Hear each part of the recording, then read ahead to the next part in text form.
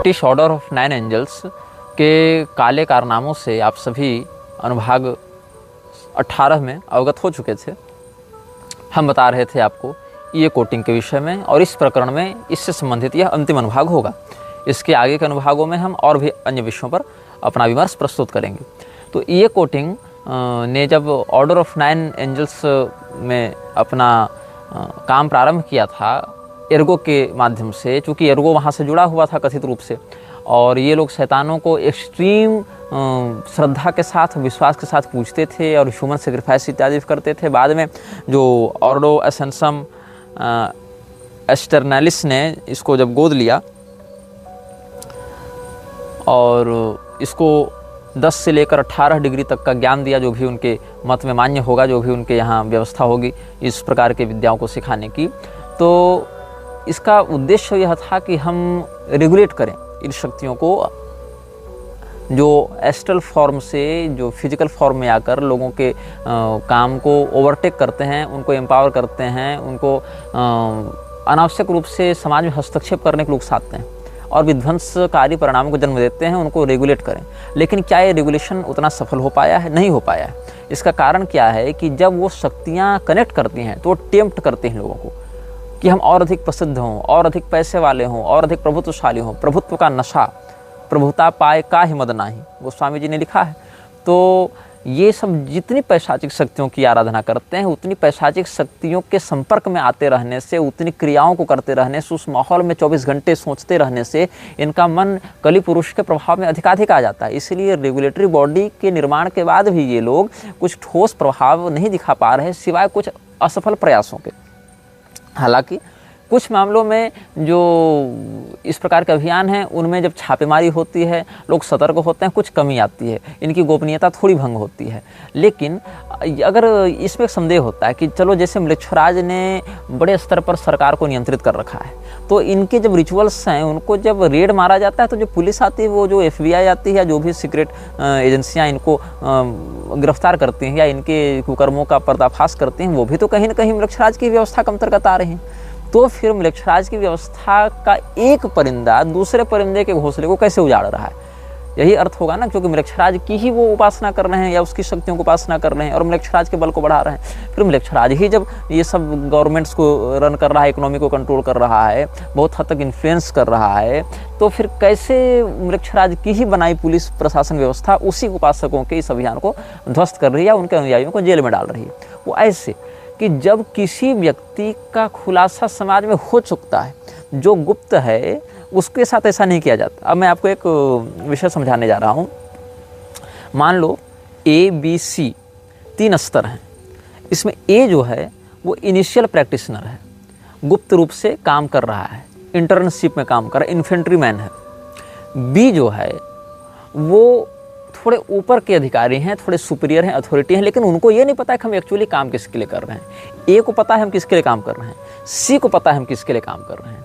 तो A जो है वो नौसिखिया है या किसी प्रसिद्ध पद पर नहीं है। नौसिखिया से तात्पर्य मेरा है कि वो समाज में कोई बड़े अथॉरिटी के रूप में जाना पहचाना नहीं जाता है, कहीं प्रशासनिक अधिकारी नहीं है, कोई बड़ा नेता नहीं है, कोई बड़ा उद्योगपति नहीं है। वो केवल काम करता है, रिचुअल करता है, रिचुअलिस्ट है वो, लेकिन वो काम कर रहा है शैतानों के लिए और उसको पता है हम किसके लिए काम कर रहे हैं।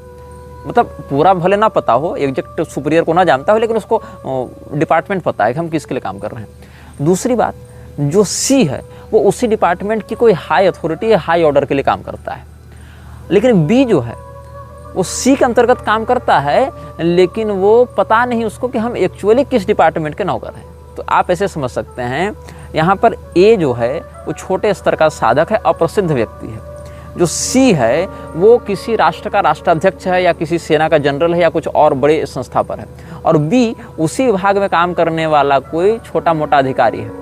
तो जब A का काम एक्सपोज होने लगता है या A अपने काम में असफल होने लगता है या A की गतिविधियाँ लस्ट की ओर बढ़ने लगती हैं, प्रसिद्धि की ओर बढ़ने लगती हैं, या खुलेआम वो अपनी बातों को सार्वजनिक करने लगता है, उस पर किताबें लिखने लगेगा, उस पर वीडियो बनाने लगेगा, उसको ग्लोरीफाई करते हुए समाज में बिना किसी ठोस योजना या सुपीरियर ऑर्डर के सार्वजनिक करने लगेगा, तो ऐसी स्थिति में अपनी बी की शक्ति का प्रयोग करके सी उसको कंट्रोल कर लेगा।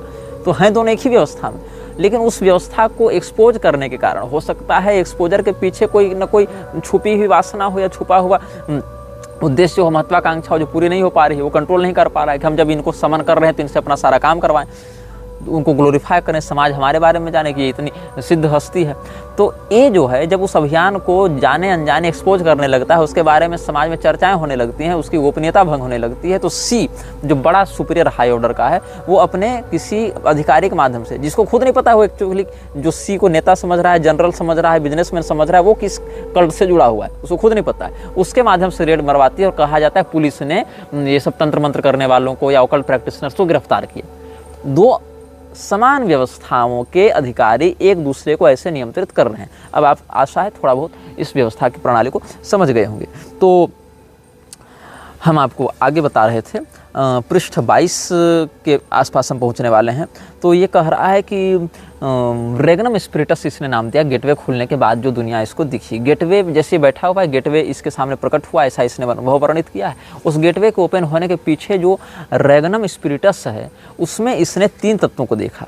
एक को इसने नाम दिया है डीमंस, एक को इसने नाम दिया है एंजल्स और एक को इसने नाम दिया है स्पिरिट्स। तो डीमंस क्या है? डीमन ये कहता है एक ऐसी ताकतवर सत्ता जो कि बहुत ज़्यादा नकारात्मकता से भरी हुई है, क्रूरता से भरी हुई है, अपवित्रता से भरी हुई है और डिस्ट्रक्शन को प्रीफर करती है। इसको इसने डीमन का नाम दिया है। और दूसरी इसी में इसने बयान दिया था कि ऐसा शैतान जो आपको मारने की धमकी दो वो ज़्यादा भरोसेमंद है उस शैतान की तुलना में जो आपको धनी और समृद्ध बनाने का लालच देता हो, क्योंकि लोग झूठ और कपट पर ही अपना जीवन बिताते हैं। दूसरे को इसने नाम दिया एंजल्स। एंजल्स ऐसे हैं जो कि विध्वंस या विनाश को ग्लोरीफाई तो नहीं करते, लेकिन व्यक्ति को इन्फ्लुएंस में रखना चाहते हैं, उसको दौलत शोहरत देना चाहते हैं, उसको प्रसिद्ध बनाना चाहते हैं, लेकिन कंट्रोल उसके ऊपर रखना चाहते हैं और चमत्कारों को सकारात्मक रूप से प्रस्तुत करने में यकीन रखते हैं, ऐसा इसने नाम दिया। स्पिरिट्स क्या हैं? ऐसी सत्ताएं जो न डीमंस हैं न जो एंजल्स हैं। एंजल सकारात्मक चमत्कार दिखाते हैं, प्रोस्पेरिटी लाते हैं, ऐसा इसका दावा है। डीमंस विध्वंस और विनाश को प्रस्तुत करते हैं, लेकिन स्पिरिट्स क्या है? वो ना विध्वंस करते हैं और वो ना प्रोस्पेरिटी लाते हैं, वो ज्ञान देते हैं, सूचना देते हैं। और जिन लोगों को ये बातें काल्पनिक लग रही होंगी उनको मैं बता दूं कि मेरे निजी परिचय में ऐसे व्यक्ति हैं जिनका हमने कल भी संदर्भ दिया था, जो स्पिरिट्स को आवाहन करते हैं चिमनी दर्पण के माध्यम से, जिनको पीरवाणी तंत्र में पीर भी कहा जाता है। तो हालांकि इसको मैं प्रोत्साहित नहीं करता हूं, लेकिन ऐसे वास्तविक साधक सत्ताधारी विद्यमान हैं जो उन स्पिरिट्स को बुलाते हैं एस्ट्रल वर्ल्ड से और उनसे कांटेक्ट करते हैं। उनको नंगी आंखों से देखा जा सकता है कुछ खास शक्ति वाले लोगों के द्वारा, और उनसे बातें की जा सकती हैं, उसमें दिखाते हैं, लिखते हैं बातों को। तो जो लोग स्पिरिट्स को बुलाते हैं उनमें कई तो ऐसे स्पिरिट्स होते हैं जो हिंदू हैं और बहुत सारे मुसलमान भी हैं। बात वही है, मैंने आपको कहा था 3 प्रकार के लोग हैं। एक प्रकार के लोग मानते हैं कि सभी धर्म एक समान है और ईश्वर को कहीं अल्लाह, कहीं गॉड, कहीं यहोवा, कहीं अकाल, कहीं परमेश्वर ऐसे कह दिया गया। कुछ लोग ये मानते हैं कि नहीं, सत्य सनातन धर्म ही सत्य है और इसके अलावा बाकी ये सब मान्यताएं जो है वो काल्पनिक हैं और झूठ और कपट के पुलिंदे पर हैं। लेकिन हम जैसे लोग यह मानते हैं कि सनातन धर्म के जो शास्त्रोक्त देवी देवता हैं उसके अलावा बहुत कुछ ऐसी एंटिटीज हैं जिनका वर्णन शास्त्रों में उस प्रारूप में तो प्राप्त नहीं होता है, लेकिन नकारात्मक आसुरी संपदा के अधीन होकर वो काम करने वाली शक्तियां हैं जो इस विश्व को उत्पात और उपद्रव से आतंकित किए हुए हैं। और यही कारण है कि इनकी संख्या के अनुयायी जो हैं वो अरबों में पाए जाते हैं, जो पूरे विश्व को बहुत हद तक प्रभावित किए हुए हैं, नकारात्मकता से धर्म को क्षति पहुंचा रहे हैं। तो इनका बिना अस्तित्व माने हम कैसे ये कहेंगे कि कोई इतनी बड़ी संस्था खड़ी हो जावे जो सनातन धर्म के मंदिरों को ऐसे ध्वस्त कर दे, सनातन धर्म के वर्णाश्रम व्यवस्था के विरुद्ध खड़ी हो जावे और उसको पॉलिटिकली इन्फ्लुएंस करने लगे, ये बिना किसी सत्ता के समर्थन के संभव नहीं है। और खास करके जब हमारे पास ऐसे लोग हैं जो उन शक्तियों को गाइड करते हैं, समन करते हैं, उनसे अपना काम करवाते हैं, तो हम तो उस क्षेत्रों से जुड़े हुए हैं, हमको तो पता है। हम तो पीरवाणी और हिंदवाणी दोनों तंत्रों के अध्येता रहे हैं जिज्ञासा को शांत करने के लिए। हमने तो उन सभी साधकों के अनुभवों को सुना है, बैठा है, देखा है।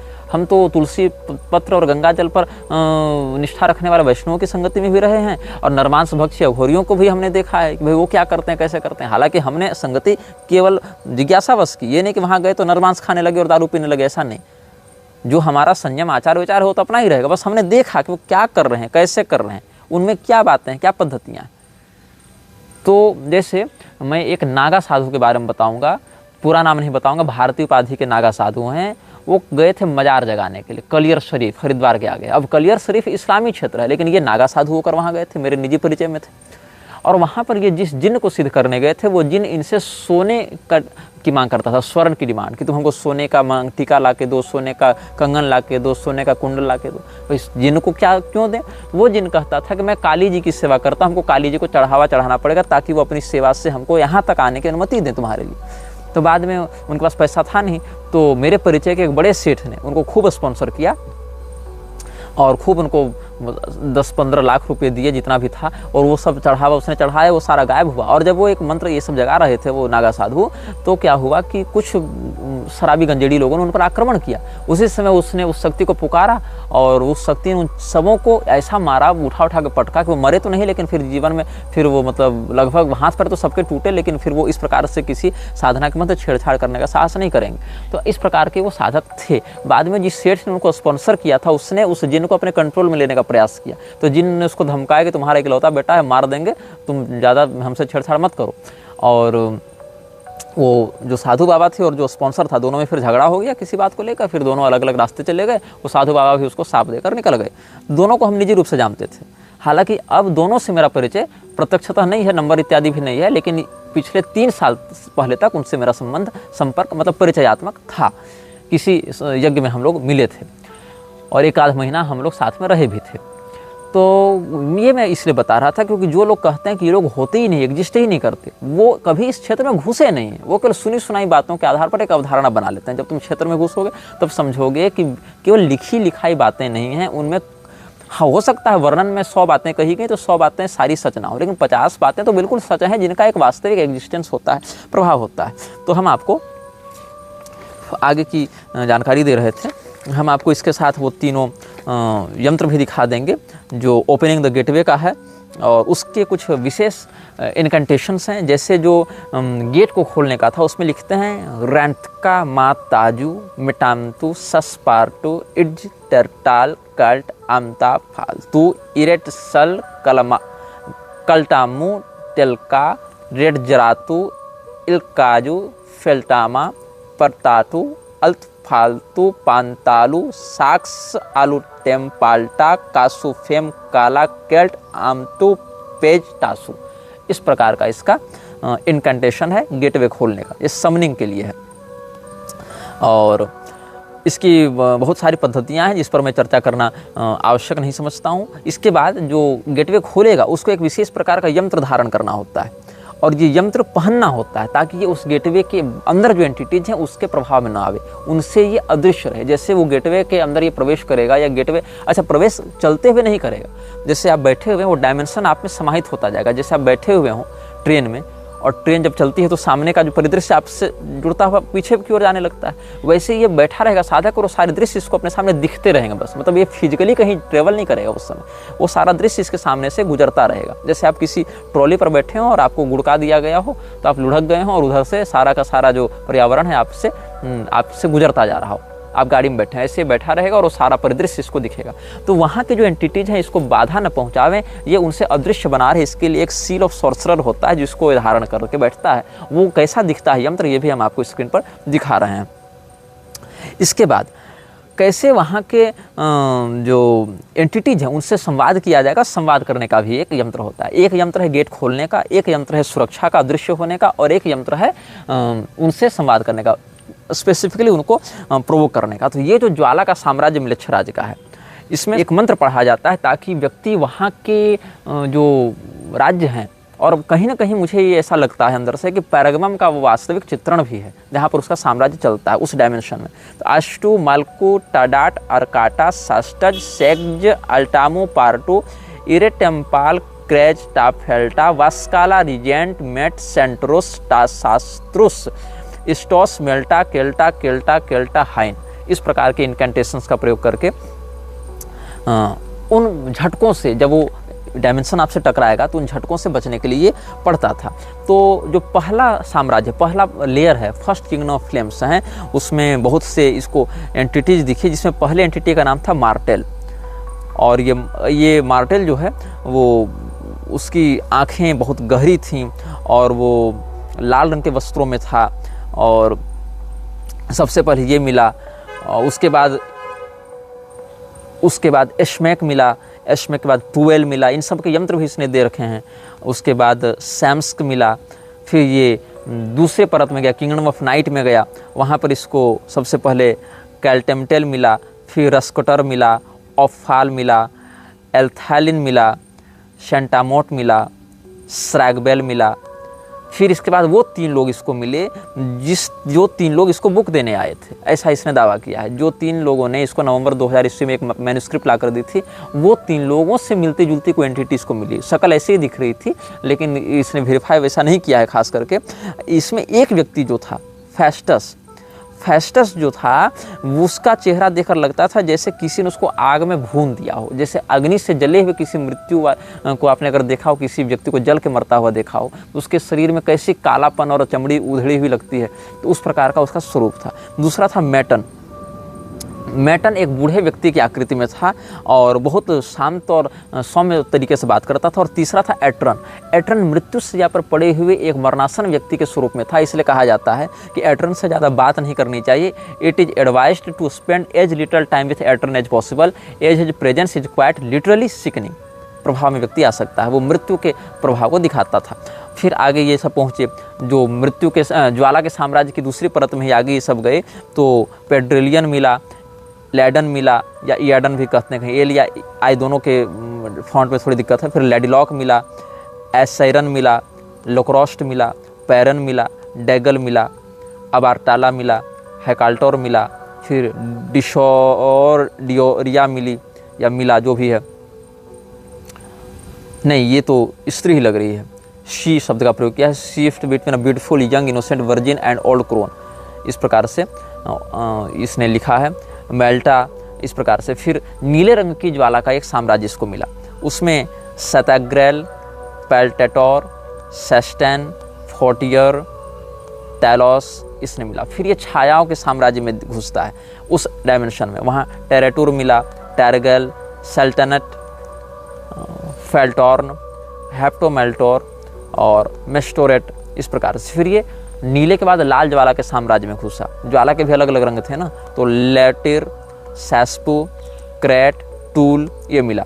उसके बाद फिर आगे बढ़ता गया तो एडकैमोम, केल्टार, मेथसन, गोरका ये सब मिला। और नवा साम्राज्य तक पहुँचाए। नवे साम्राज्य में जब ये पहुँचा, अलग अलग ज्वालाओं का नवा साम्राज्य जो था, वहाँ जब ये पहुँचा तो एनकिडोरैट, पोंटिमस, सैकेटोस, इसामेल्टा, एल्कालोन, टानाजेल, लेटाना, फ्रोस्टेस्ट, हास्क ये सब उसको दिखे। फिर वापसी में चौथा साम्राज्य जो था ज्वाला का, उसमें जेडकैल, लूटाल, जेरोफ, रैंड का ये सब इसको दिखते हैं। तो इस प्रकार से इसने बहुत कुछ कहा है और अपने अनुभव के विषय में लिखा है। हालांकि इनमें से बहुत से अनुभवों को भ्रामक भी माना जा सकता है, या उसकी उन्माद की अवस्था मानी जा सकती है, या उस माहौल के कारण उत्पन्न हुआ जो हेलुसिनेशन माना जा सकता है, स्किज़ोफ्रेनिक सिग्नल्स भी माने जा सकते हैं। लेकिन इसने सबका सिजिल बताया है, सबका वर्णन किया है, और ये काम ये 3 वर्ष करता रहा, इस प्रकार का काम। और इसके बाद इसने किंगडम्स ऑफ फ्लेम्स नामक पुस्तक में इन सभी बातों का अनुभव वर्णित किया है। अपनी एक रचना में ये कोटिंग ने बहुत कुछ बातों की ओर पाठकों का ध्यान आकृष्ट कराया है, जिसके कुछ भागों में हम आपका ध्यान ले जाना चाहेंगे। वो लिखता है, there is an ancient evil sleeping beneath the earth, however that has been roused by our million man marches, our nuclear murders and our peacekeeping blood baths worldwide. It is stirring and a dark mist is seeping into our world, intoxicating the youth with violence and murder, clouding the judgment of world leaders and warlords, spewing forth hatred into the air that we breathe. These are the true works of darkness, unsanitized and standing in their full sinister majesty, waiting for the black magician to summon forth their powers and evoke the legions of demons begging to be called. ये कहना चाहता है कि पृथ्वी के अंदर एक पुरानी और बहुत खूंखार शैतानी ताकत सो रही है, जो विश्व के कथित नेताओं और वार लॉर्ड्स के द्वारा जितने भी हत्याएं की जाती हैं, जितने भी क्राइम्स किए जाते हैं, जितने भी इविल्स किए जाते हैं, उन सबों के माध्यम से प्रोवोक हो जाती है, जग रही है, और इस प्रतीक्षा में है कि कब वो अपनी पूरी शैतानी ताकतों के साथ इस पृथ्वी पर अपने साम्राज्य को विकसित करे। तो यहाँ पर जो पंक्ति है, there is an ancient evil sleeping beneath the earth, however that has been roused by our million man marches, our nuclear murders and our peacekeeping bloodbaths worldwide। इस विषय पर आप गौर करेंगे। इसके आगे एक प्रकरण जो है इसमें ये लिखता है कि वो जो भी शैतानों के इस प्रकार के उपासक होते हैं, या जो मृक्षराज शब्द का इसने प्रयोग नहीं किया है, लेकिन वो जो एंसेंट एविल है, प्राचीन जो नकारात्मकता है, वो अलग अलग स्वरूपों में प्राप्त होता है। उसका वर्णन कहता है कि he is the thin pale teen dressed in black with metal in his face, he is the young man और women who burns black candles in his dorm room to influence the results of the mid term, he is the beard and long haired hessian playing guitars and screaming murderous lyrics, he is the figure hidden in the cloak who meets in the desert to summon up evil. यहाँ भी रेगिस्तान में ही शैतान को जगाने की बात कही गई है। He is the priest that has seen too much sin and too little of God, he is the CEO that rules the world at the sharp end of a pen, he is the husband and father whom no one could suspect। इसने बताया है कि किस प्रकार से शैतान के अनुयायी उसको पुकारने के लिए उसके लिए यंत्र का निर्माण करते हैं, और इसमें बैफोमेट नाम से इसने उसको पुकारा है, और उसने एक सर्कल बनाया है, और उस सर्कल के बीच में इसने एक पंचकोण सितारा बनाया। और वो सितारा कैसा है? उस सितारे का जो प्रधान कोण है वो नीचे की ओर मुख किया हुआ है, और उसके अगल बगल दो कोण है, और दाएं बाएं ऊपर दो कोण है। तो ये जो है ऑपोजिट जो पेंटागन इसने बनाया है वो शैतान का प्रतीक है, ऐसा इसने वर्णित किया है। आगे के प्रकरणों में आप देखेंगे इसी पुस्तक में, तो इसने और भी बहुत कुछ चित्र इत्यादि उसके दिए कि वो कैसा दिखता है। एक क्रॉस जैसा ईसाई लोग प्रयोग करते हैं, एक क्रॉस, लेकिन शैतानी शक्तियों को प्रवोक करने के लिए उस क्रॉस के नीचे एक और लाइन खींची जाती है। जैसे ऐसे किया, फिर उसके लिए क्रॉस बनाया, उसके ठीक नीचे एक छोटी सी लाइन उसी के समानांतर और खींची जाती है। ये भी इसने एक साइन बताया। तीसरा है द सिजिल ऑफ सल्फर, उसमें जो क्रॉस है वो क्रॉस वैसा ही रहेगा, लेकिन जो छोटी रेखा रहेगी वो बड़ी रेखा के ऊपर रहेगी, और वो जहाँ पर डंटी समाप्त हो रही है वहाँ इन्फिनिटी का साइन बना रहेगा। इस प्रकार से सिजिल ऑफ सल्फर बनता है, और ये सिजिल ऑफ सल्फर भी पैशाचिक शक्तियों को आकृष्ट करने में बड़ा काम आता है। इसके बाद इसने कहा है कि खून का बड़ा महत्व है शैतानी ताकतों को आकृष्ट कराने में। ब्लड का बहुत अधिक महत्व है, क्योंकि हमारे शरीर में एक ऐसा द्रव बह रहा है जो कि बहुत कुछ ताकतों को प्रोवोक करता है, बहुत कुछ ताकतों से हमारे कनेक्शन को जोड़ने में मदद करता है। इस प्रकार से इसने वर्णित किया है। इसने तीसरे अध्याय में लिखा है एंटरिंग द डार्कनेस, इसमें लिखता है Shiva seats in solitary meditation for 4,320,000,000 years according to the Brahmanic measurement of a kalpa, yet at the end of the long meditation with the power such discipline has generated and stored, Shiva opens up his dreaded third eye out of which flows pure destruction, bringing the whole of creation to silence। Shiva ji का यहाँ वर्णन करता है कि ब्रह्मा की एक कल्प तक वो समाधि में रहते हैं, ऐसा ही वर्णन कर रहा है। अब ये क्या कहता है कि भगवान शिव ब्रह्मा के एक कल्प तक साधना तपस्या में रहते हैं, मतलब समाधि में रहते हैं। ऐसे शिव जी का एक स्वरूप सदैव जगा रहता है, सक्रिय रहता है। जो भक्त उनकी आराधना करते हैं उनको वरदान देने के लिए, नहीं तो पता चला शिव जी तो सोए हैं तो पूजा किसकी कर रहे हो। और एक स्वरूप में भगवान महादेव नित्य समाधि की स्थिति में रहते हैं। उनका काम जब संहारक रूप में प्रस्तुत होना होगा तभी वो जगेंगे, ये एक दूसरा स्वरूप होता है। तो उस स्वरूप में एक कल्प तक 4,32,00,000,000 वर्षों तक ध्यान में लगे रहने के बाद भी शिव जी जब तीसरा नेत्र खोलते हैं तो उतने अनुशासन के बाद भी उनमें वह इच्छा या वह सामर्थ्य होता है कि वो पूरे विश्व को, पूरे ब्रह्मांड को अपनी एक दृष्टि से भस्मीभूत कर दें, ये वो कह रहा है। तो ऐसे ही आवश्यक नहीं, इसके मत में, इस मत का हम समर्थन या विरोध करने के लिए बात नहीं बता रहे, मैं इसके मन की बात बता रहा हूँ। ये कह रहा है कि जब शिव जी 4,32,00,000,000 वर्षों तक साधना तपस्या करने के बाद भी जब आँख खोलते हैं तो उस आँख से विनाश हो सकता है तीसरे नेत्र से। तो ये सब जो इविल जो उनकी अपेक्षा बहुत कम समय से हैं, वो क्या अपने आप को उतने निष्क्रिय रखकर सत्व संपन्न हो जाएंगे या लोगों के विकास को बढ़ावा देने लगेंगे, ऐसा इसका कहने का अर्थ है। हालांकि भगवान शिव के वास्तविक करुणा में विग्रह से अवगत नहीं था, इसने केवल संहारकर्ता के प्रधान से सृजन रक्षण हरण विश्वम दद्रे संज्ञाम क्रियोजिताम, तो केवल संहारकर्ता के रूप में उनकी परिकल्पना करके ये बात कही। फिर इसने एक बात कही है कि हमारे शरीर में सर्प का वास है। अब वो सर्प सनातन धर्म में कुंडलिनी के नाम से, सर्पिणी के नाम से जाना जाता है। फिर इसने क्या कहा है, every black ritual and every drop of blood that we spill is only to feed the serpent upon which we ride into the abyss and beyond eternity. We are undying not by the strength of these bodies that bind us but by the old wise serpent that carries us above death's bony grasp. हम लोग इन शरीर के माध्यम से जीवित या मृत नहीं होते या परलोक यात्रा नहीं करते, हम उस प्राचीन सर्प के ऊपर आरूढ़ होकर ये सब करते हैं। The Vedas teach the principle and practice of raising the serpent kundalini, thereby connecting and empowering the chakras to maximum potential. This is usually done through years of yogic discipline. The final culmination of the kundalini power, thrusting the soul from the body through the crown chakra. The liberated soul then, it is said, to cross over the highest heaven, meeting with Krishna and entering into a realm of godly delight. यहाँ भगवान कृष्ण को परमात्मा के रूप में संबोधित करते हुए कहता है कि वेदों के अनुसार कुंडलिनी शक्ति को यौगिक क्रियाओं के दीर्घकालिक अभ्यास से लोग जगाते हैं, और उस कुंडलिनी के अभ्यास से जब चेतना सहस्रार का भेदन करके आकाश में जाती है तो ब्रह्म पद को प्राप्त होती है। यहाँ परमात्मा का वाचक ये भगवान कृष्ण से कर रहा है ये कोटिंग। लेकिन ये यह भी कहता है कि जितने शैतान के पूजक होते हैं वो सब अपने खून की प्रत्येक बूंद से उसी सर्पिणी को संतुष्ट करने का प्रयास करते रहते हैं, मतलब उसी ऊर्जा को नकारात्मकता से भरने का प्रयास करते रहते हैं, उन्हीं काले रिचुअल्स का आश्रय लेकर, ताकि उसकी शक्तियों का प्रयोग करके हम उन शैतानों से कनेक्शन बना सकें और वो शैतान हमारे शरीर में प्रवेश कर सकें उन्हीं चक्रों के माध्यम से। ये कोटिंग ने एक बात बड़े दावे से कही है कि हमारे शरीर में जहाँ भी तामसिक शक्तियाँ प्रवेश करती हैं वहीं से करती हैं जहाँ हमारे चक्र होते हैं, और उन चक्रों में कोई न कोई इम्प्यूरिटी होती है, कोई न कोई लूप होता है, कोई न कोई एक ऐसा अवकाश होता है, कोई मर्म छिद्र होता है जहाँ से वो शैतान हमारे शरीर में प्रवेश करते हैं और जहाँ से हमें पोसेस करते हैं। और उन चक्रों में, जिस चक्र में जिस नकारात्मक शक्ति का वास होता है, शैतान जहाँ से प्रवेश करता है उससे संबंधित अंगों को वो बहुत जल्दी प्रभावित करता है। ये इसने अपनी पुस्तकों में दावा किया है। ये कोटिंग यह दावा करता है कि जिन शैतानों की यह बात कर रहा है, जिन एंटिटीज को ये प्रोवोक कर रहा है या जो इस संसार को प्रभावित कर रही हैं, उन सभी एंटिटीज का अस्तित्व टीवी से नहीं फैला है। जिस समय लोगों को यह नहीं पता था कि सैटेलाइट क्या होते हैं, टीवी क्या होते हैं, उसमें भी शक्तियाँ थी। Before the first alphabet was imprinted in clay और the first symbol was etched in stone, we knew of the demons. ऐसा नहीं कि किसी ने कोई सिजिल बताया तब ये शैतान पैदा हो गए, या कोई किसी ने वर्णमाला किसी को सिखा दी तब इनका अस्तित्व आ गया। मतलब मंत्र के व्यवहार में आने से पहले, इन निशानों के व्यवहार में आने से पहले भी इनका अस्तित्व था।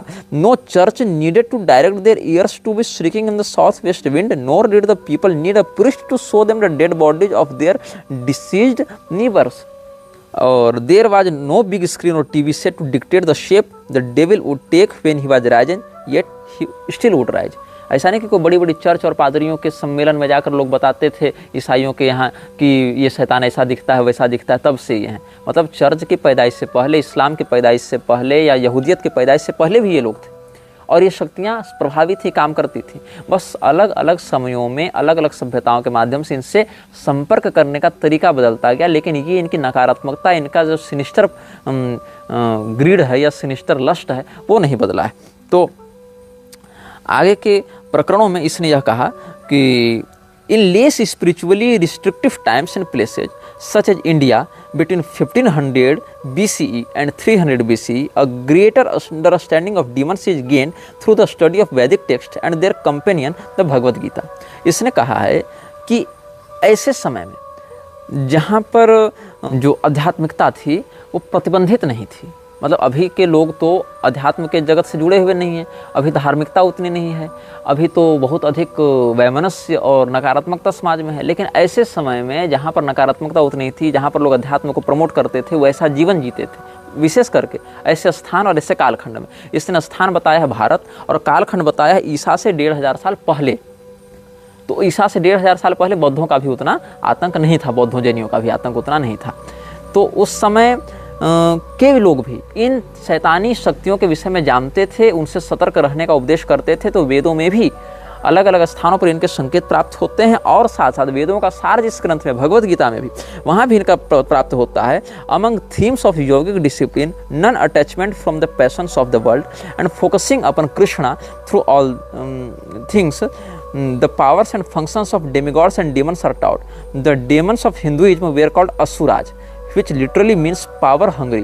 They are godlike in their supernatural abilities, yet lack the divine consciousness and grace that would place them alongside the Devas. They are commissioned by Krishna in their work, yet believe that they struggle against him, as they do not know even their own nature in fullness.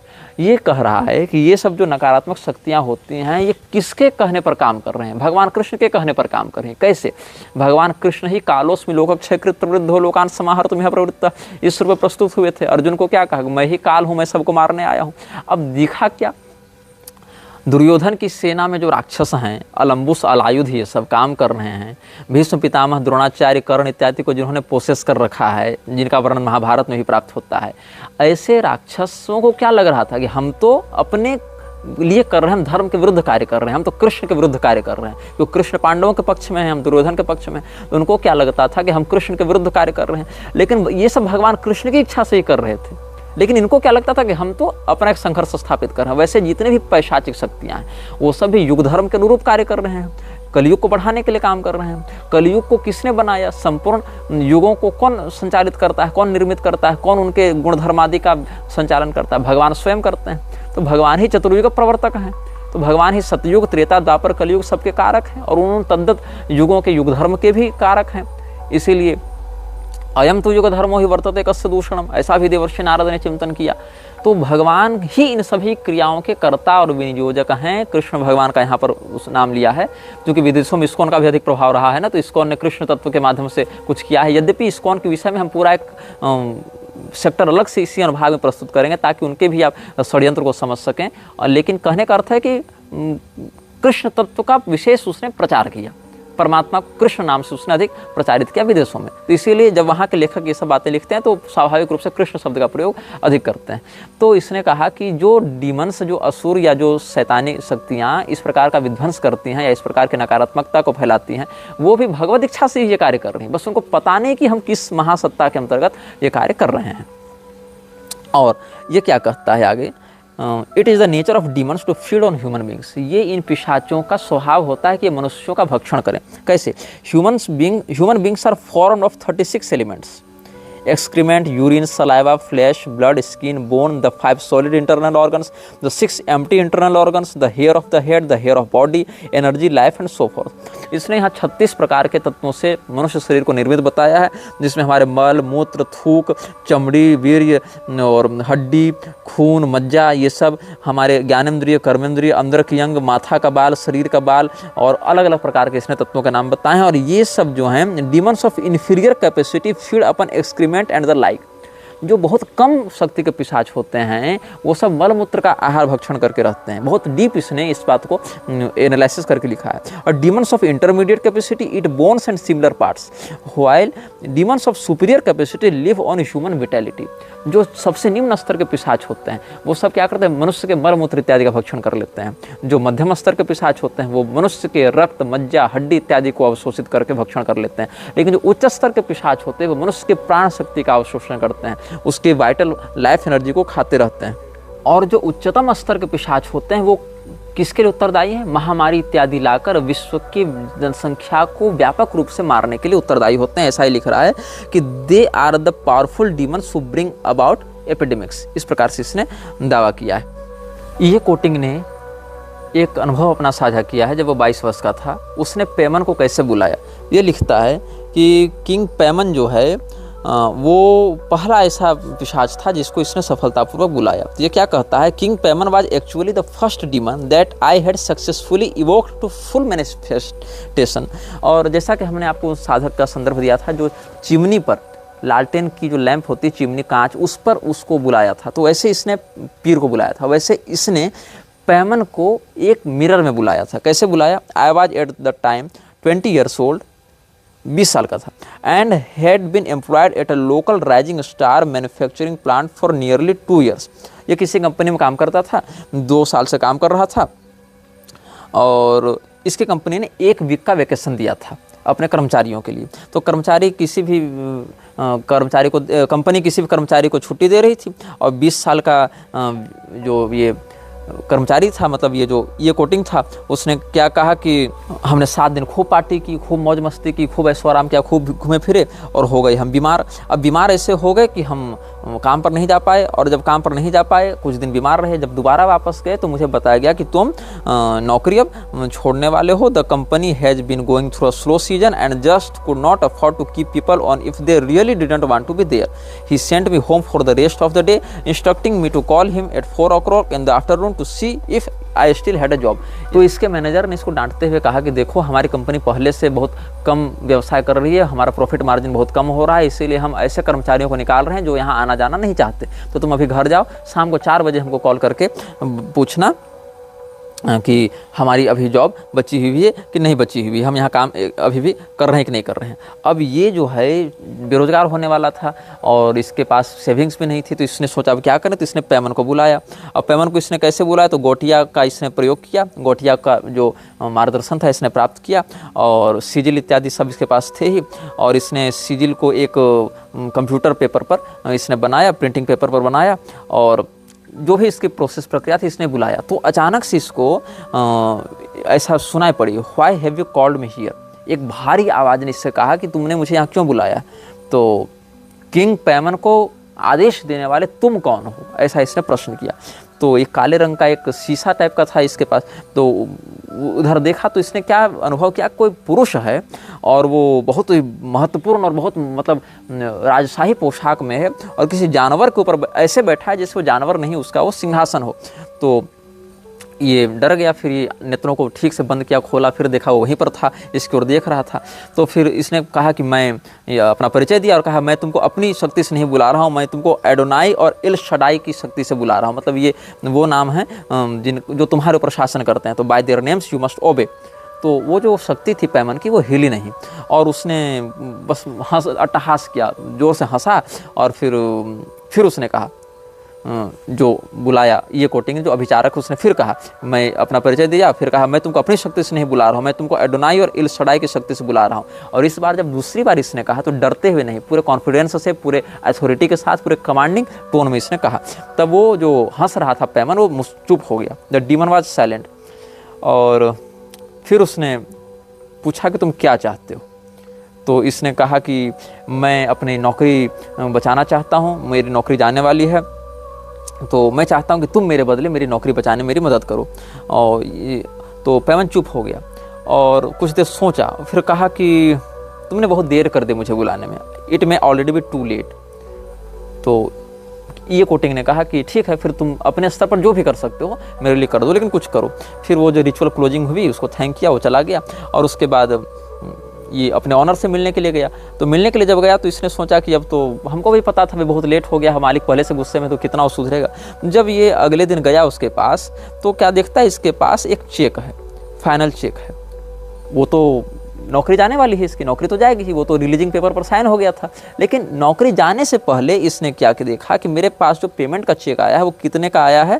तो ये कह रहा है कि $1000 का हमारे पास check आया है। The check was written out for $1000 over what I would usually make. I spun around and ran down the hall to the owner's office. अब जब 1000 का इसको पेमेंट चेक मिला तो ये ऑनर के पास गया बाकायदा कि आपसे लगता है गलती होगी, यहाँ $100-200 होना था, अब $1000 दे रहे हैं मुझे ये इधर से जाने के।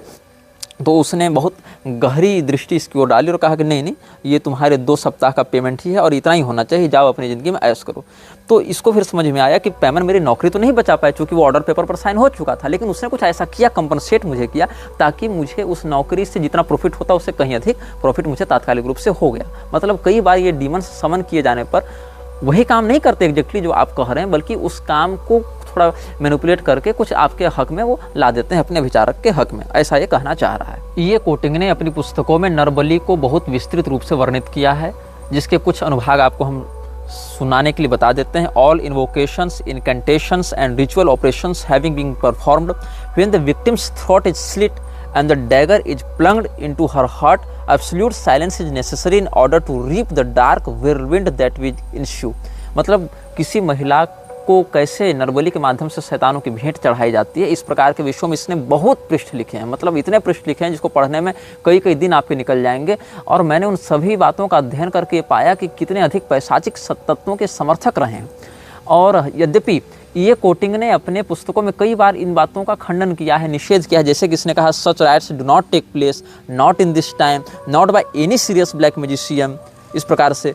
लेकिन जितने भी लोग इन शैतानिक कल्ट्स के चंगुल से बचकर भागते हैं, वो अपना अनुभव जो बताते हैं उसके आधार पर ये कहा जा सकता है कि न केवल बहुत वाइडली प्रैक्टिस किया जाता है इस प्रकार का ऑकल्ट, और न केवल लोगों को अपहरित करके उनको मारकर उनके खून से इस प्रकार के कृत्यों को संपादित किया जाता है, ऐसी शक्तियों को प्रोवोक किया जाता है, बल्कि उससे प्राप्त होने वाली शक्तियों का प्रयोग समाज के विनाश में और समाज को विध्वंस करने में भी किया जाता है।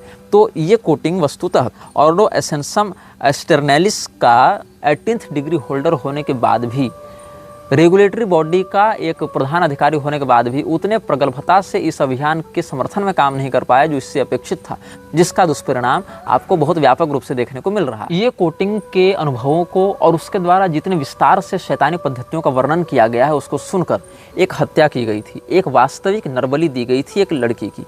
डैनियल हुसैन मात्र 19 साल का लड़का, उसने सोचा कि जब ये कोटिंग इतना शक्तिशाली हो सकता है या शैतानों के विषय में इतनी गहराई से जानने वाला हो सकता है और जितना खुलकर इसने वर्णित किया, इसीलिए मैं आपको यह स्पष्ट कह दूं कि मैंने अपने जितने अनुभागों में इन सभी पद्धतियों के विषय में बताया है या भविष्य में बताने वाले हैं, वो सारी पद्धतियाँ संपूर्ण नहीं हैं और अधिकांश अधूरी हैं, निष्प्रभावी हैं, और कोई भी व्यक्ति उन पद्धतियों को करने के लिए अधिकृत या प्रोत्साहित नहीं किया जाता है। इस बात को मैं स्पष्ट रूप से पहले भी कह चुका हूँ, अभी पुनः कह दे रहा हूँ।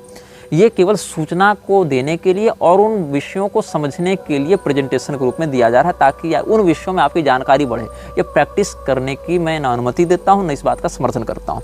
तो डैनियल हुसैन जो मात्र 19 साल का था, उसने बीवा हेनरी और निकोल स्मॉलमैन को नॉर्थ लंदन के वेम्बली पार्क में मारा जून 2020 में।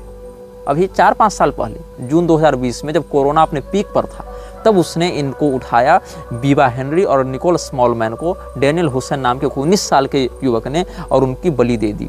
बाद में हुसैन को गिरफ्तार किया गया और उसको उम्र कैद की सज़ा मिली। कितने वर्ष की सज़ा? 35 वर्ष वो जेल में रहेगा। 19 साल का लड़का 35 साल जेल में रहेगा तो 55 साल लगभग जेल में रहा। कुछ ट्रायल में भी समय लगेगा। 55 साल की उम्र में वो रिहा होगा, ऐसा कहा गया है, जिसमें 30 साल अभी उसके जेल के और बचे हुए हैं। तो the trial heard of a demonic pact in which he committed to sacrificing women in return for money and power. जब जांच चल रही थी तो जांच एजेंसियों ने इसके घर से एक पैक्ट बरामद किया। जैसा कि मैंने आपको बताया था, बहुत सारे शैतान पैक्ट बनवाते हैं, जैसे कि बेलेथ वगैरह जब 20 साल का एग्रीमेंट करते हैं तो क्या कहते हैं, हम तुमको मनी देंगे, पावर देंगे और बदले में एक पैक्ट साइन कराएंगे। या जो हमने आपको एस्मोडियस की बात कही थी, एमेमन की बात की थी, वो सभी पैक्ट बनवाते हैं कि तुम हमारा मंदिर बनवाओ, तुम हमारा जो है वो नित्य बलिदान करो, ये सब पैक्ट बनवाते हैं। तो इसके साथ पैक्ट क्या बनाया गया था? इसको कहा गया था कि मैं तुमको पैसा दूंगा, मैं तुमको ताकत दौलत सब दूंगा, इसके बदले तुम छोटी उम्र की लड़कियों की बलि देना। एक बलि नहीं, मासिक बलि देना। प्रत्येक महीने एक लड़की मुझे चाहिए, और अगर एक बार में न दे सको तो 6 महीने में एक बार देना, लेकिन एक ही बार 6 बलि देना। मतलब प्रत्येक महीने एक बलि दो या 6-6 महीने में बलि दो, लेकिन जब 6ठे महीने में बलि दोगे तो एक साथ 6 लड़कियों की बलि दोगे। ऐसा इसने पैक्ट साइन कर रखा था डीमंस के साथ। और यही कारण है कि फेसबुक पर ये कोटिंग को अस्थायी रूप से प्रतिबंधित कर दिया गया। यूट्यूब पर और इंस्टाग्राम पर भी ये कोटिंग को अस्थायी रूप से प्रतिबंधित कर दिया गया। तो कोटिंग को भी गिरफ्तार किया गया ऊटा से, अमेरिका की ऊटा से, और उसकी जब जांच पड़ताल की गई तो पता चला कि उसने अपनी वास्तविक पहचान छिपाई थी। क्योंकि ये लोग सीक्रेट सोसाइटी के लिए काम करते हैं तो अपनी वास्तविक नाम कैसे उजागर करते, तो जांच पड़ताल में फिर पता चला कि इसका वास्तविक नाम था मैथ्यू लॉरेंस, और ये व्यक्ति हथियारों की तस्करी और ड्रग की तस्करी से भी जुड़ा हुआ था। और the text was written for an American Satanist group Temple of Blood which is part of the Order of 9 Angels, an organization linked to multiple UK terrorism cases. जो उसके यहाँ से एक जो टेक्स्ट बरामद हुआ था उसमें से एक हिस्सा यह था, मोर्स मर्डरर जो था इयान ब्रैडी, जो कि 1960 में 5 बच्चों की हत्या करके गिरफ्तार हुआ था, उससे संबंधित था। और वहाँ पर American Satanist group Temple of Blood जो नाम है एक ग्रुप का, जो शैतानों को उपासक है, अमेरिका में काम करते हैं, और जिसकी अम्ब्रेला कॉरपोरेशन का नाम है ऑर्डर ऑफ 9 एंजल्स, वहाँ से इसका संबंध प्राप्त हुआ था। तो जिस समय डैनियल हुसैन को छोटी उम्र की लड़कियां नहीं मिली थी बलि देने के लिए, उस समय उसने बीवा हेनरी को उठाया। बीवा हेनरी अपना 46वां जन्मदिन मना रही थी अपनी बहन निकोल स्मॉलमैन के साथ, और ये लोग दोनों अपने स्थानीय पार्क में मिलने वाले थे दोस्तों के साथ पिकनिक मनाने के लिए। लेकिन 3 दिन पहले जो सर्विलांस कैमरा वगैरह लगे थे वहाँ से पता चला कि हुसैन कैंडल और ये चाकू इत्यादि लेकर आया था। और कैंडल चाकू दोनों एक साथ क्यों को लेके जा रहा है सुपर मार्केट में, इस प्रकार का जो वीडियो मिला तो उससे लोगों को संदेह हुआ। तो इसको एक रिटर्न पैक्ट मिला पुलिस को उसके घर से, जहाँ पर ये कहा गया था कि उसने लूसीफूज के साथ या लूसीफर के साथ एक पैक्ट किया था, डेमोनिक कॉन्ट्रैक्ट किया था। Hussain has entered into a demonic contract with Lucifer promising to sacrifice a minimum of 6 people only women every 6 months, इस प्रकार से न्यूनतम इतना। और ये कहा गया कि वेम्पायर बनना चाहता था और साइकिक वेम्पायर बनने के पद्धति को बढ़ावा दे रहा था। और ये कोटिंग ने वेम्पायर कैसे बना जाता है, कैसे खून पिया जाता है, किस किस अवस्था में किस किस महिला को अपने प्यार के जाल में फंसाकर उनका खून पिया जाता है, इसके विषय में बहुत कुछ लिखा है। तो भारत में जो लव जिहाद चल रहा है, छोटी बच्चियों को प्रेम में फंसाकर वासना के अंधेरे कुएं में ढकेल कर उनको काट कर उनकी अंगों के साथ जो क्रिया की जाती है, उसमें केवल छोटे छोटे टुकड़े नहीं किए जाते, वो टुकड़े किसी रिचुअल के तहत बहुत पैक्ट बनाकर किए जाते हैं उन शैतानी शक्तियों को प्रोवोक करने के लिए। तो वर्तमान में ये कोटिंग जेल में है और उसकी जो रेगुलेटरी बॉडी थी वो बिल्कुल काम नहीं आई, सिवाय एक क्योस क्रिएट करने के और लोगों की जिंदगी में हत्या और बलात्कार जैसे घृणित घटनाओं को अंजाम देने के। यह वीडियो जल्द ही हटा दिया जा सकता है। कृपया थर्ड पार्टी ऐप्स का उपयोग करके डाउनलोड करें। आप इस वीडियो को अपने चैनल पर फिर से अपलोड भी कर सकते हैं।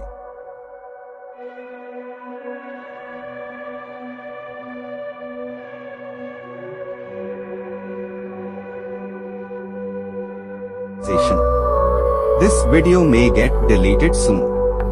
Please download using third-party apps. You may also re-upload this video on your channels. Thank you.